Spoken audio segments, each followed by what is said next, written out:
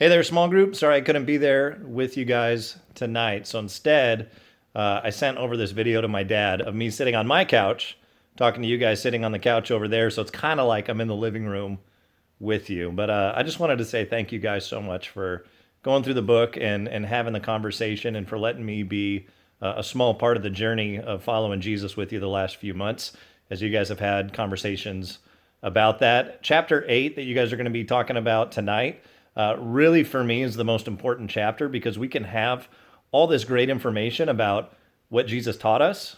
We can study and pick apart everything that Jesus did, how he modeled what it means to be a part of this upside down kingdom, this new way of thinking, this new way of living.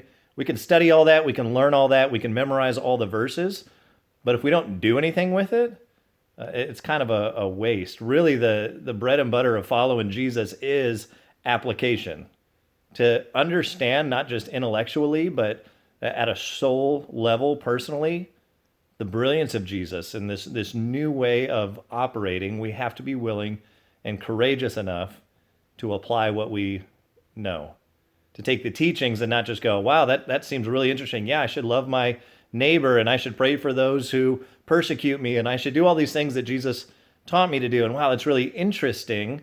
But to actually do the courageous thing and to take that difficult next step of following Jesus is really a game changer. And as we do that, we begin to experience, and I'm sure you've experienced this in your own life too, you do the thing that you think, I don't really want to do this. This isn't how I would do this, but I'm going to choose to trust Jesus and take a step anyway.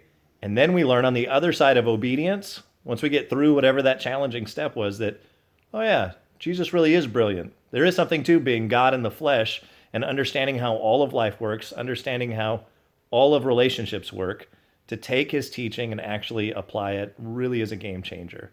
And so glad that you guys are doing this conversation together as a group because God does use relationships to help us take those steps as well, to be accountable to one another and to be challenged by one another. And my guess is everybody in the room has enough experience to where if somebody's going through something, somebody else in the room has experienced something similar. And so we can be an encouragement to one another. So really, information is important, but it's not just information, it's information, relationships, which is what you guys have around the room right now, and then application. Information, relationships, application equal transformation. And so as you guys have gone on this journey, hopefully you've seen some of that already. And as you guys continue to go on the journey, hopefully you see a whole lot more of that. Love you guys. Sorry I couldn't be there with you.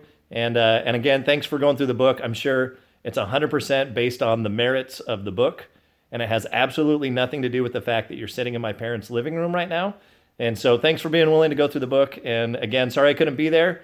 High five through the TV to you guys. And hope you have a great conversation.